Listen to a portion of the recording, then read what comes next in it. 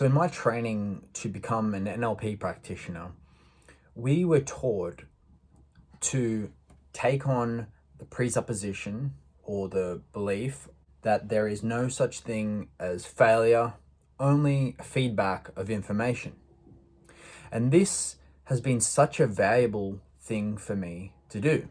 And this is something I wish I had as a young athlete, and I wish I dug this belief and understanding deep into my mind so then I could go ahead and act without insecurity, act in a way that is supportive of my growth, and it would just free me of all the anxiety I went through. The normal process of getting good at anything for everyone, and this is the normal process for everyone, is to have an attempt, so try, to get a result.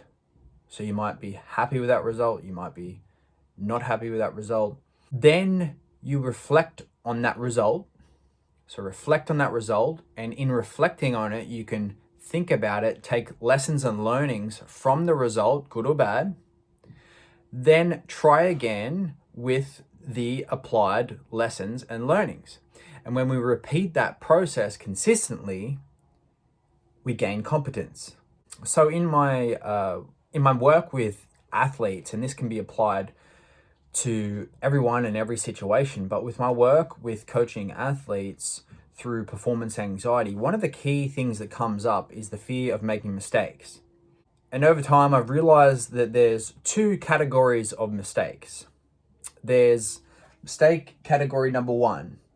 And these are mistakes that happen to everyone, whether you're the best in the world, whether you're the world champion, it's just normal, fallible human mistake. It's just like most sports, most things in life are quite chaotic, and we can't really, no one's perfect, right? Everyone's imperfect. And these are the mistakes that just happen.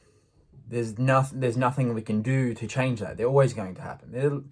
These little fumbles, I've probably made a few fumbles in my language, and sure, I can keep improving, but they're a part of the chaos and they're a part of the normal process. The other mistakes, mistake number two, these are the mistakes that are full of valuable information.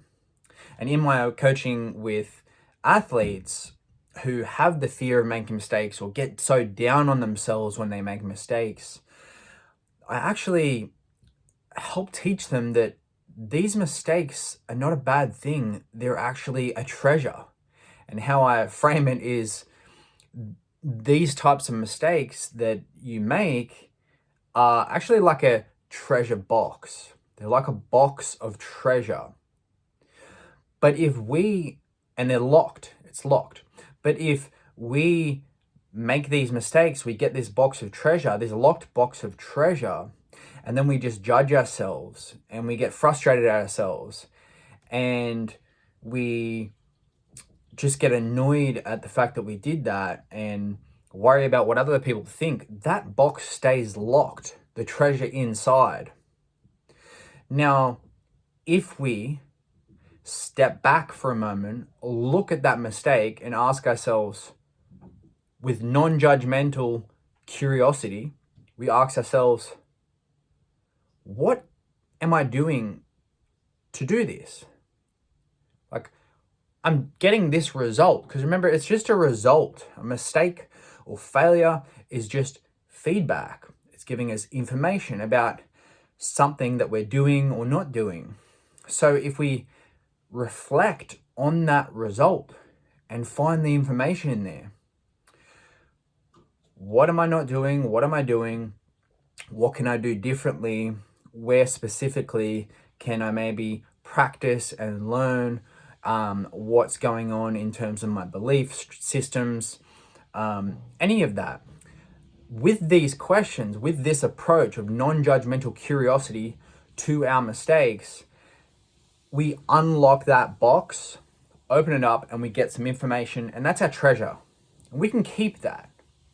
And when we take that treasure, which is the lesson or the learning, we can toss the rest away. We can throw the box away. It's worthless. Holding on to the old mistake does not help us. We want that little piece of treasure in there, that valuable piece of information that's going to help us when we apply it to the next time we make an attempt. That will make us better. That's why it's a valuable treasure. But the rest, leave it in the past. That's where it belongs. If it's not useful, we don't need to take it.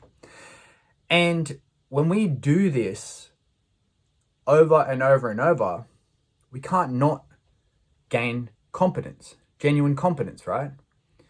So I hope that gives you a better way of looking at mistakes, so you don't have to no longer fear mistakes, because mistakes are just information.